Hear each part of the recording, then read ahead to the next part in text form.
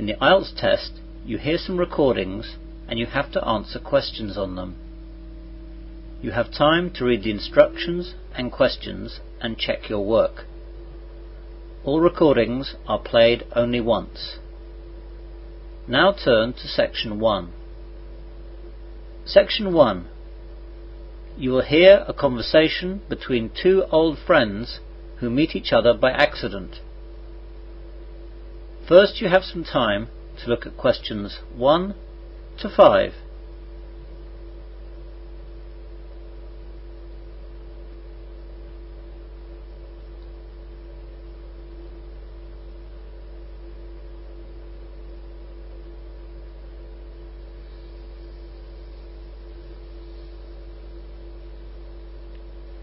You will see that there is an example. This time only, the conversation relating to this will be played first.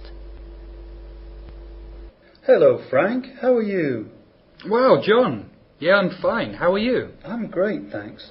I haven't seen you since we left school. How long ago is that now? It must be 10 years. Or is it 11? No, it's 9 years now. So, 9 years, A, is the correct answer. Now we begin. You should answer the questions as you listen, as a recording is not played twice. Listen carefully to the conversation and answer questions 1 to 5. Hello, Frank. How are you? Wow, John. Yeah, I'm fine. How are you? I'm great, thanks. I haven't seen you since we left school. How long ago is that now? It must be 10 years. Or is it 11? No, it's 9 years now. What are you doing with yourself?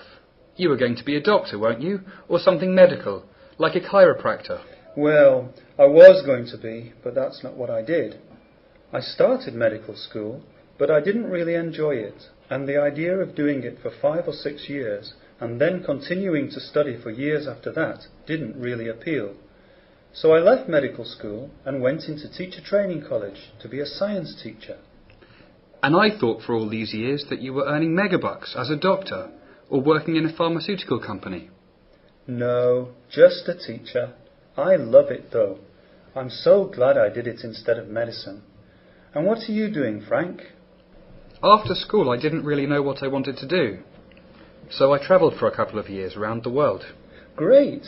Where did you go? Lots of places, but nowhere in Europe. I wanted to travel long distance. First of all, I travelled through India and Nepal. Then I moved into Southeast Asia for a few months. Then I went through Australia and New Zealand. After that, I went to Africa and went around various countries there. After that it was South America, Central America and North America. How on earth did you afford all that? I just settled down and worked for a few months in places where I could get a job and save money. Then, when I had enough, I moved on. I wasn't exactly staying in luxurious places though. And now what? You always wanted to work with computers, didn't you? Yes, I remember that. However, when I finished all the travelling, I thought of going into travel writing, but it's so competitive. I always fancied journalism as well, so I got into that. And right now I'm working for the local paper. Did you have to study for that? Well, some people don't. But I went to college for a year to do a journalism course. And I'm glad I did, as it gave me a bit of a head start, and certainly helped me get my first job. And are you married and kids, or what? I married a girl called Liz, that I met whilst I was in Australia.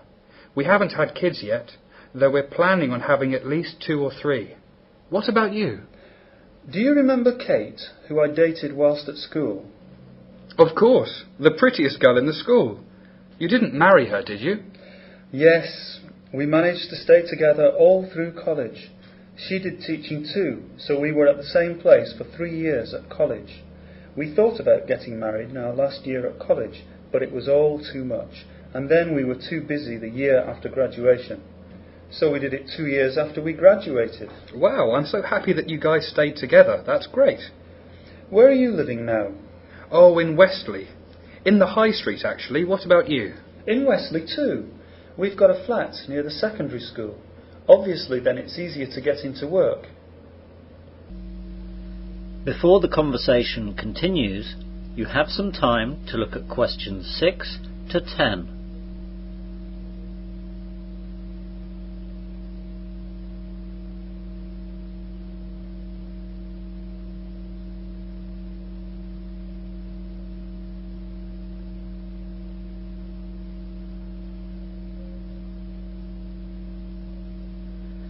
Now listen carefully and answer questions 6 to 10.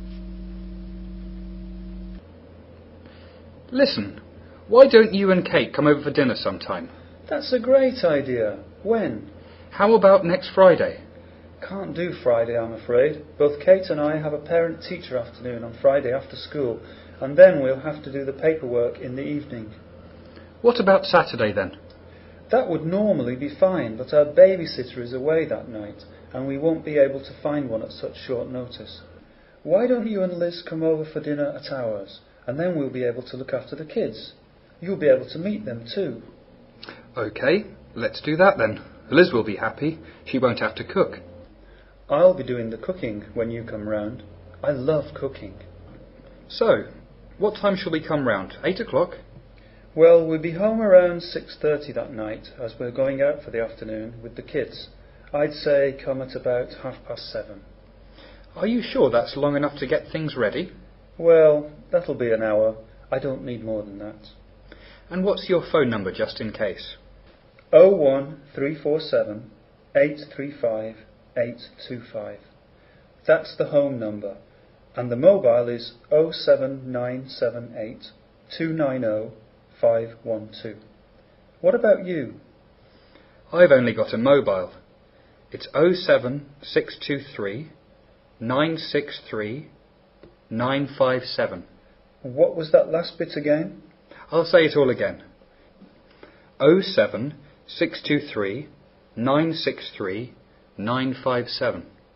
And I'd better give you the address. Oh yes, that would help. We live at Flat 3, Evergreen Terrace. It's just past the church, on the right. We've got a postbox opposite us, and a doctor's surgery next door. I should be able to find that. Anything you don't like to eat? Well, I hate fish and seafood. And Liz doesn't care much for red meat. She likes white meat, though. How about chicken? That should be fine. Oh, yes. When you arrive, none of the bells are marked for security, and there are 4 buttons. You need to press the bell second from the bottom. Second from the bottom. OK, got that. I'll be able to buzz you in, and then come up to the first floor, and the door will be open. Great. Well, it's so good to see you again, John.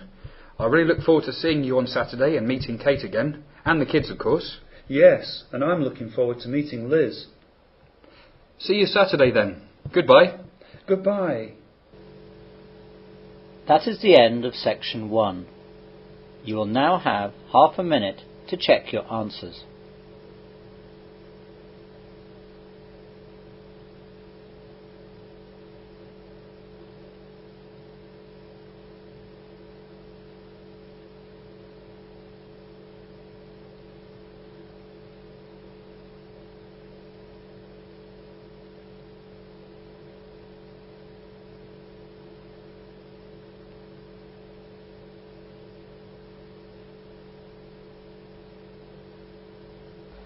Now turn to section 2. Section 2. You will hear a man giving a short talk to new students about their university sports centre. First, you have some time to look at questions 11 to 14.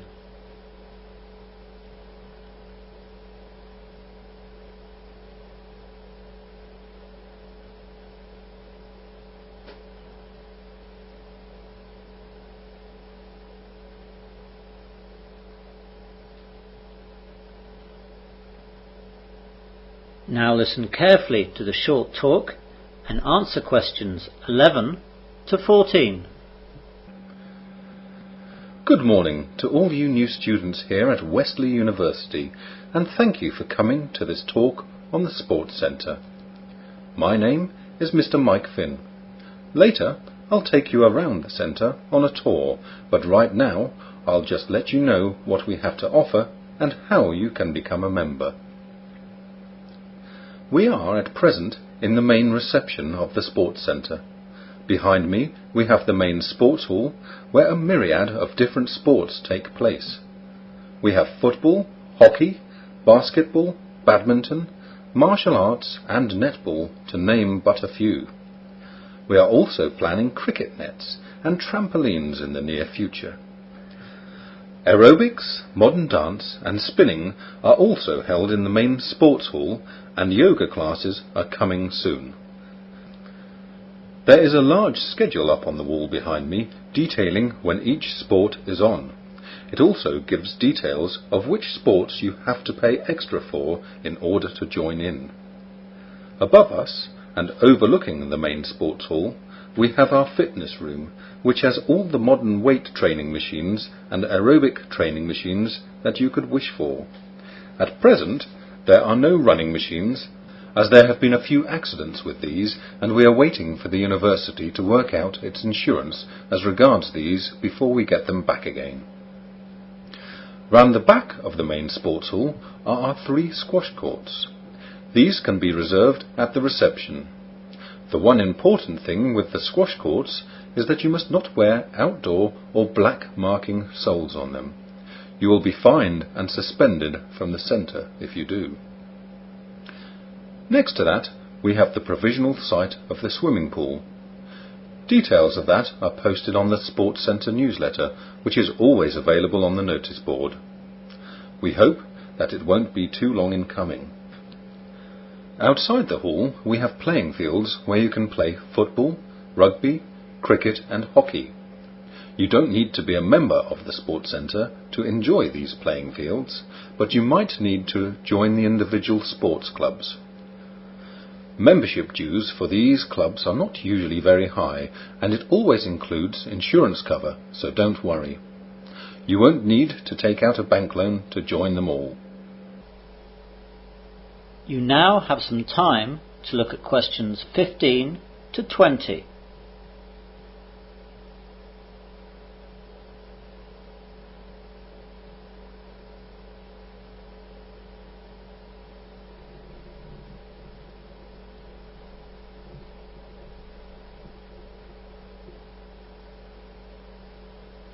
Now listen to the rest of the short talk and answer questions 15 to 20. Now let me tell you how to become a student member of the Sports Centre. First of all, any student who wishes to be a student member of the Wesley University Sports Centre must be studying a course at the university, part-time or full-time, and be a member of the Students' Union. So if you wish to join, you must bring your NUS card with you before we can process your application. You must come to the Sports Hall reception between 9 a.m. and 3:30 p.m. from Tuesday to Saturday. The membership secretary does not come in on Sundays and Mondays. You must present your NUS card, fill out the application form and pay the subscription. The student subscription for this year is £15. There is usually a joining fee of £5 to join the Sports Centre, but this does not apply to student members. You can pay by cash or cheque, but we don't take credit cards. You used to have to bring 2 passport photos of yourself, but we've gone digital now, so we can take your photo ourselves with our camera at reception. Once you have your Sports Centre membership card, you have the right to use the facilities at any time that we are open. You will need to bring your membership card every time you wish to use the facilities, or you will not be allowed to enter. This is part of our insurance agreement. If you need a replacement card at any time, you will be charged a replacement fee of £5, but you will not need to pay the subscription of £15 again. You may book courts for sports such as squash and badminton, but you may only do this in person, not on the phone, and you will need the membership card number on your membership card, so don't forget that card. We are open 7 days a week, though opening times vary. Monday through to Saturday we are open from 8 a.m. to 10 p.m. and Sunday we are open from 9 a.m. to 6 p.m. Now, Any questions so far? That is the end of section 2. You will now have half a minute to check your answers.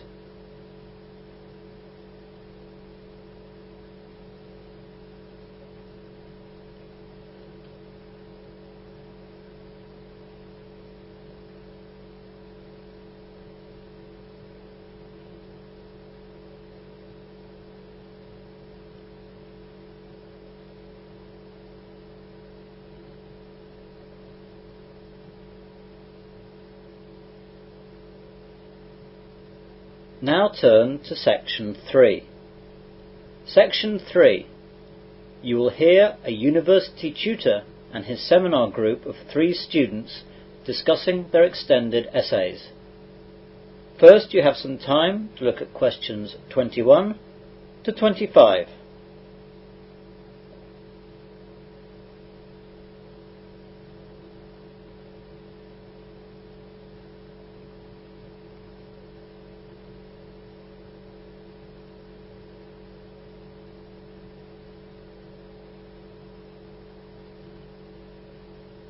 Now listen carefully and answer questions 21 to 25. Hello everyone, welcome back from your winter holidays. I hope you had a good time and didn't work too hard. Well, this semester we will continue our seminars on agriculture. Today, like last semester, we are in the McLeod room, but this will change. Next week we are going to the Hardy room on the 2nd floor, and we will remain there for the duration of the semester. Also, we will have to change the time, as the Hardy room is not available at our usual time of 3 o'clock. So, we'll need to start 1 hour later. Is that okay with everyone? I've got a problem with that. I have a part-time job in a restaurant in town, and finishing an hour later will stop me being on time. Well, Maggie, there are other seminar times for this particular subject, but you'll need to get someone to swap with you, as they're all full. Come by my office tomorrow lunchtime, and I'll show you the list. We should find someone willing to change. What if we can't, though? You'll have to decide what's more important for you, the degree or the job. You know that attendance is compulsory at the seminars, and you haven't got a very good attendance record anyway. I'll sort something out, I suppose. Professor Cameron, when do we find out about the extended essay for this semester? Today, actually, Guy. We'll look at everything in a minute. Thanks. What about last semester's extended essay? Well, Monica, all your extended essays are now with the external examiner, getting their second assessment.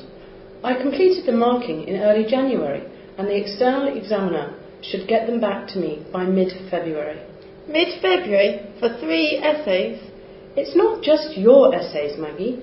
There are 3 of you in this seminar group, but I have 5 other seminar groups on this subject in your year, and they have 4 students in each.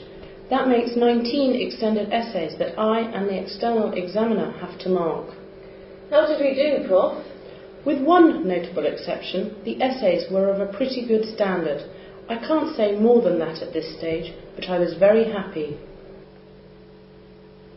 You now have some time to look at questions 26 to 30.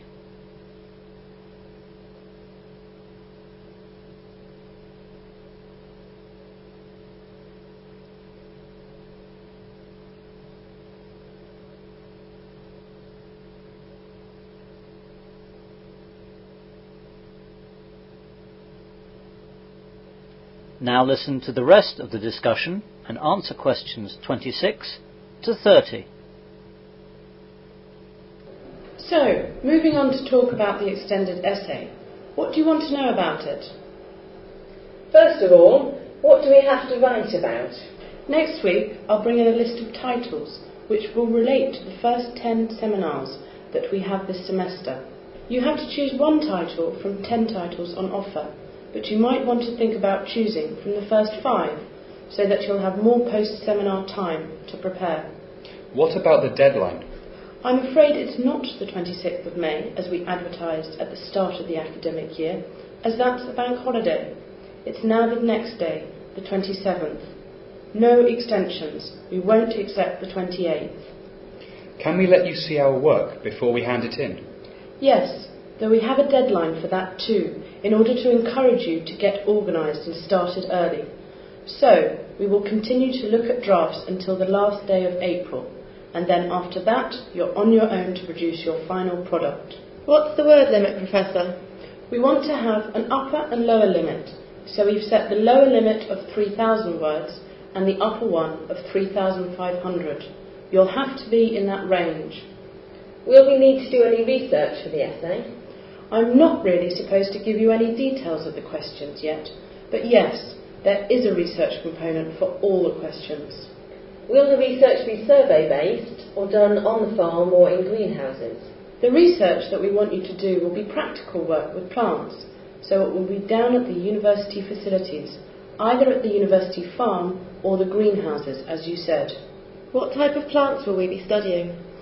The type of plant that you do your research on will depend on the question you choose, and I can't tell you any more about the questions yet.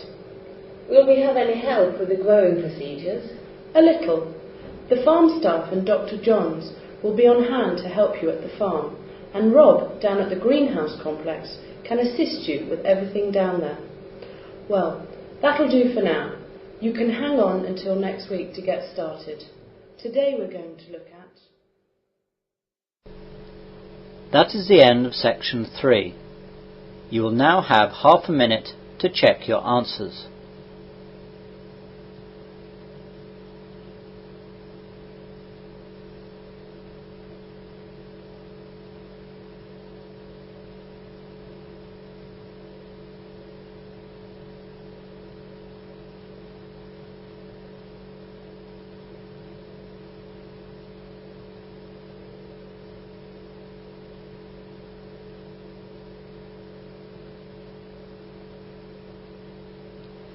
Now turn to section 4. Section 4. You will hear part of a further education lecture on marine biology. First, you have some time to look at questions 31 to 36.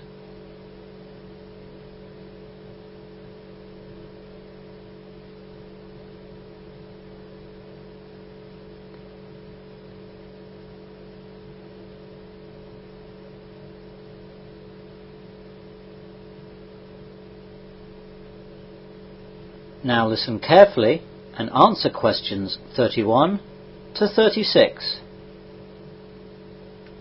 Good morning everyone, and welcome to another further education lecture on marine biology. Recently we looked at the coelacanth, which people thought had become extinct millions of years ago. Today we are looking at another inhabitant of the deep, which we're pretty sure is extinct, though some people still think it exists. I think most people would hope it's extinct, as we are talking about the largest predator that ever lived on Earth. It is called Carcharodon megalodon, or just the megalodon. Megalodon was an ancient shark that may have been 12 metres long, or even more. There are a few scientists who estimate that it could have been up to 50 or 100 feet, which is 15 or 31 metres long. This is about 3 times as long as the great white shark, but this is only an estimate made from many fossilised teeth and a few fossilised vertebrae that have been found. These giant teeth are the size of a man's hand. No other parts of this ancient shark are found, as shark fossils are extremely rare, because sharks have no bones, only cartilage which does not fossilise well. Their teeth, however, are very hard. They are made of a bone-like material coated with hard enamel, and they fossilise very well, so we can only guess at what it looked like. Since Megalodon's teeth are very similar to the teeth of the great white shark, it is thought that Megalodon may have looked like a huge, streamlined version of the great white shark. Megalodon teeth are similar to those of the great white shark, but are much bigger, thicker, and with finer serrations. Megalodon's jaws could open 6 feet wide and 7 feet high. The jaws were loosely attached by ligaments and muscles to the skull, opening extremely wide in order to swallow enormous objects. It could easily swallow a large great white shark whole. Unlike most sharks, Megalodon's teeth were probably located in rows which rotated into use as they were needed. Most sharks have about 3 to 5 rows of teeth at any time. The front set does most of the work. The first 2 rows are used for obtaining prey. The other rows rotate into place as they are needed. As teeth are lost, broken or worn down, they are replaced by new teeth. Megalodon may have had hundreds of teeth at one time. It did not chew its food like we do, but gulped it down whole in very large chunks. Megalodon's diet probably consisted mostly of whales. Sharks eat about 2% of their body weight each day, which is a bit less than a human being eats. Since most sharks are cold-blooded, they don't have to eat as much proportionally as we eat. It was during the Miocene era that the mammalian order Cetacea, whales, reached its highest diversity and abundance. Almost every known family of toothed and baleen whale is known from the end of the Miocene. Large whale vertebrae and flipper bones have been found with large bite marks made by serrated teeth that match the teeth of Megalodon. From such evidence, paleontologists have surmised a predator-prey relationship of the Megalodon with large whales. You now have some time to look at questions 37 to 40.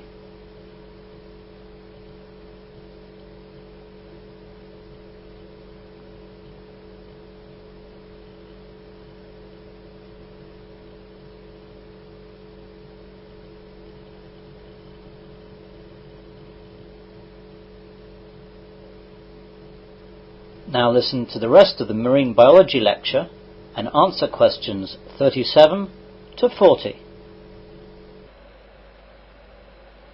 Megalodon lived from roughly 25 to 1.6 million years ago, during the Miocene and Pliocene epochs.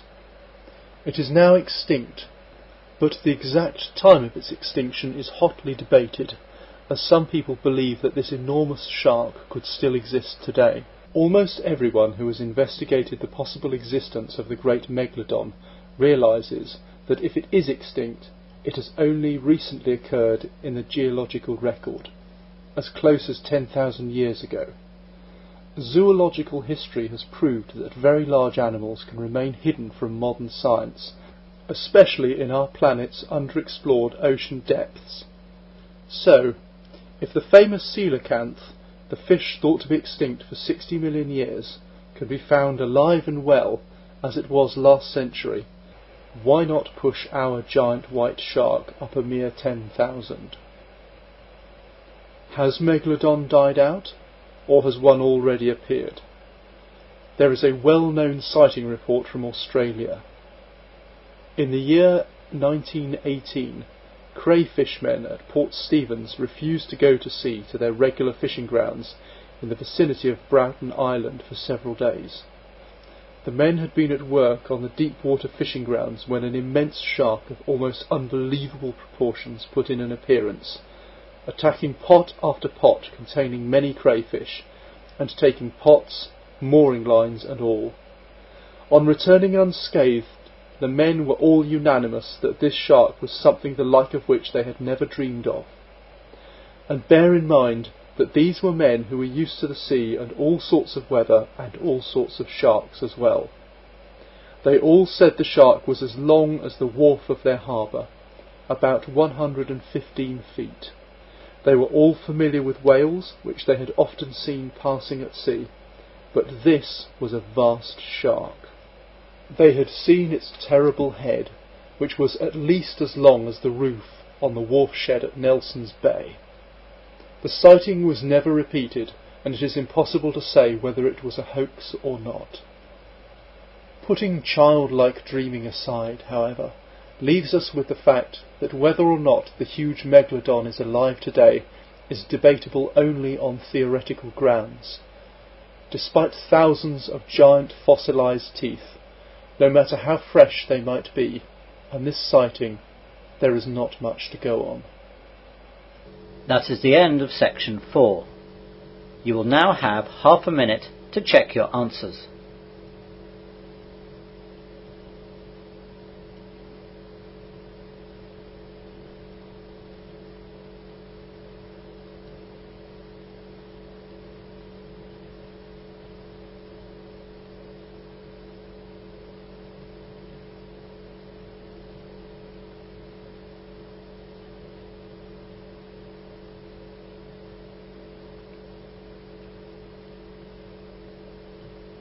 That is the end of listening test 9.